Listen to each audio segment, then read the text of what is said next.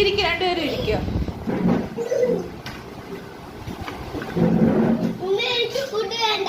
എന്താ വേണ്ടാത്തത്?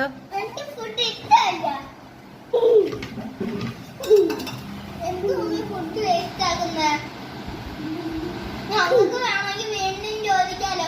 ഉമ്മി കണ്ടതല്ലേ ദാസായിലെ മക്കള് ഭക്ഷണം കിട്ടാതെ മരിച്ചു പോകുന്ന വീഡിയോ.